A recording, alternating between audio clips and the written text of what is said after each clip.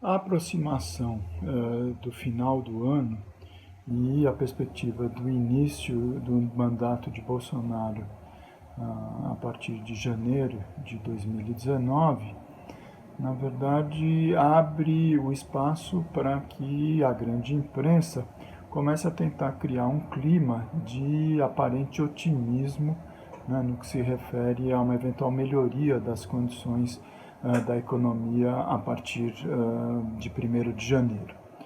Então, vocês devem ter percebido que os grandes jornais, as grandes redes de televisão, já começam a soltar artigos, análises, inclusive pesquisas de opinião, mostrando que existe uma perspectiva de melhora, né, das condições da economia a partir do ano que vem.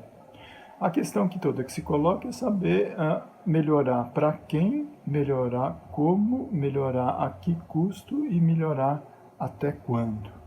Porque a realidade é que esse verdadeiro desastre econômico e social a que o país foi submetido ao longo dos últimos 2 anos pela política deliberada do austericídio, ou seja, de reduzir o gasto público e implementar a redução das atividades econômicas através de uma política de juros elevados, colocou o Brasil na maior recessão de toda a sua história. Então foram 2 anos em que se bateram todos os recordes de redução da atividade econômica, de desemprego, de falência. Enfim, num quadro tão desastroso quanto esse, quer dizer, algum grau de melhoria é realmente esperado. De um governo que chega eleito pela maioria dos votos da população brasileira, ainda que à custa de muita enganação, de muita fake news, mas o fato é que existe uma perspectiva de melhora, né? Quer dizer, as pessoas acham, não, realmente a gente tocou o fundo do poço, não dá para ficar pior e só vai melhorar. O problema é que, eventualmente, pode até melhorar um pouquinho, pode aumentar um pouquinho a produção, pode aumentar um pouquinho os níveis de atividade, porque a indústria brasileira, a economia brasileira está trabalhando com aquilo que se chama de capacidade ociosa muito alta. Então, os empresários podem produzir mais sem fazer nenhum investimento. Eles contratam mais mão de obra, eles contratam mais matéria-prima e o mercado que estava completamente reprimido pode observar algum grau de melhoria. Agora, isso é aquilo que os economistas nós chamamos de voo de galinha, né? Porque a galinha não voa muito longe, ela voa um pouquinho e cai logo ali na frente. O que a gente precisa, na verdade, é uma mudança estrutural do modelo.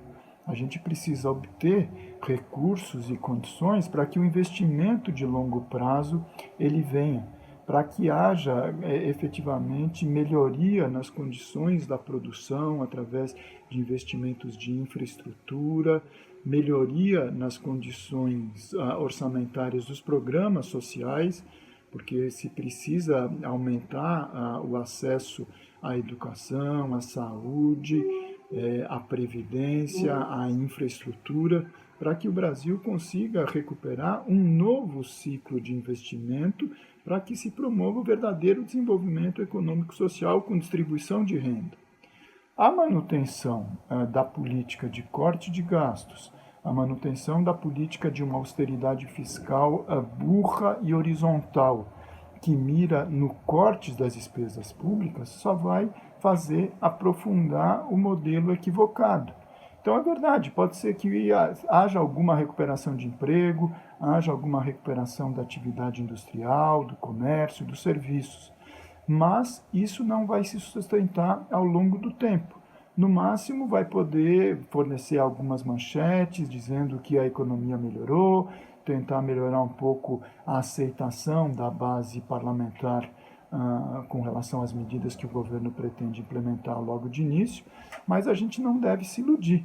Né? Quer dizer, se a pauta do Paulo Guedes se mantiver nessa linha de reforma da Previdência que retira direitos, se mantiver na manutenção da redução dos gastos com saúde, educação, previdência, logo ali na frente a sociedade vai voltar a sentir os efeitos dessa política de austeridade a qualquer preço.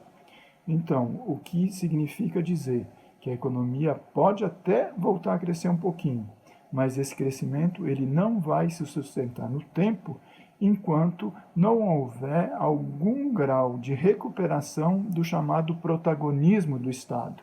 O Estado precisa sair na frente realizando os investimentos, assegurando os serviços básicos previstos na nossa Constituição, e isso não vai se resolver com uma política de cortes de gastos. Muito pelo contrário, quer dizer, privatizar, cortar despesas só vai fazer com que rapidamente a gente volte àquela situação da qual a gente está tentando sair há muito tempo.